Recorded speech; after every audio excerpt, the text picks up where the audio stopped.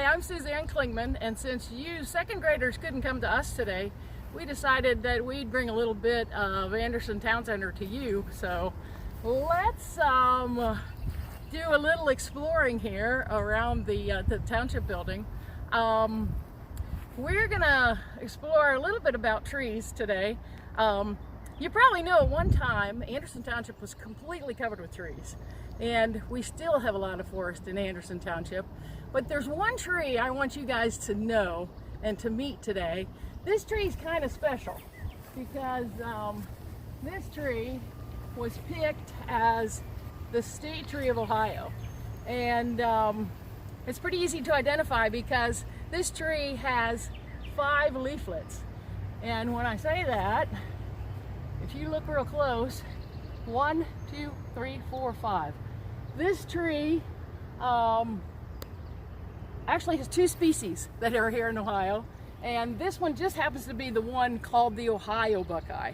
And it has blooms on it right now, which, if they get pollinated, will turn into the nut that this tree was named for.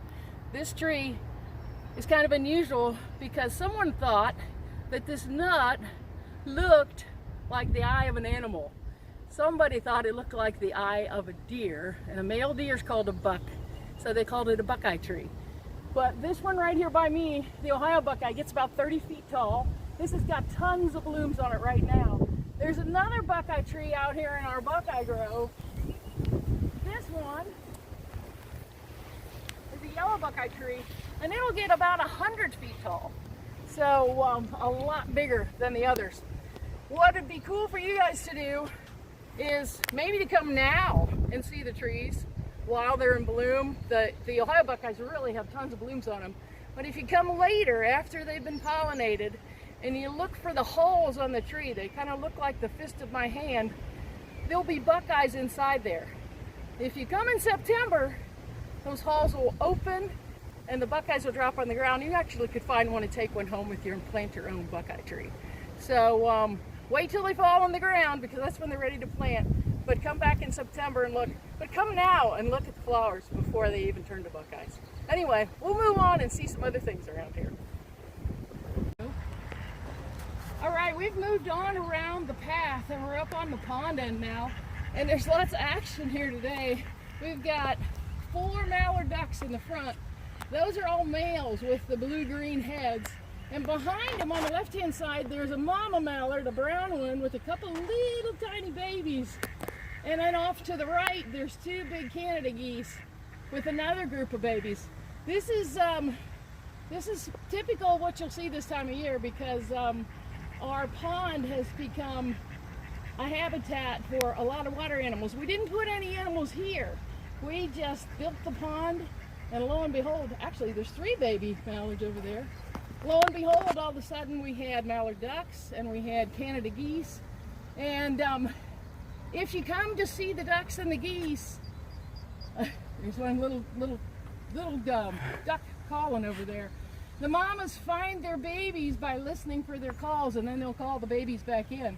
But if you come to visit the ducks and the geese, remember, especially the geese are very protective of their babies. So if you get too close, their babies are little bitty things, and they're going to come at you and try to run you away, because you're big enough that you could eat one of their little babies, and they don't want that kind of thing to happen. So they're good parents. They're just like your mom or dad would be if you were in trouble. They'd come in to protect you. But hopefully you get a chance to come before these guys are turned into big ducks, and you can come and visit and see what else is happening here around the lake. Times they've gotten used to people because people feed them here along our trail.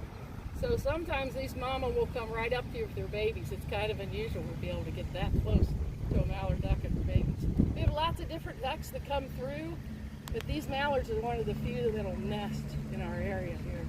So they're fun to watch. They're fun to watch grow up too.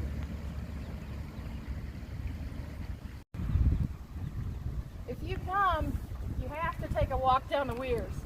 This is a great spot to look for frogs and fish right on the edge of the water.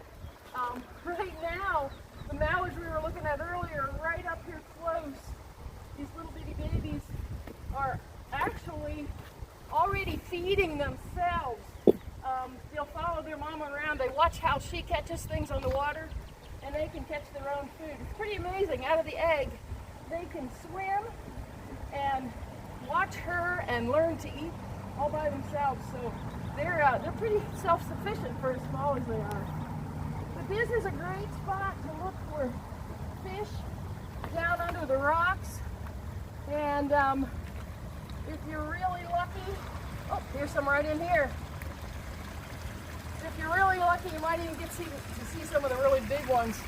One of the things that's kind of a surprise you might notice in our pond are some great big foot-long goldfish. And that is something that actually did get put in our pond, but not by us. Probably somebody brought their goldfish bowl and said, oh, I'm done with this, I'm going to release him.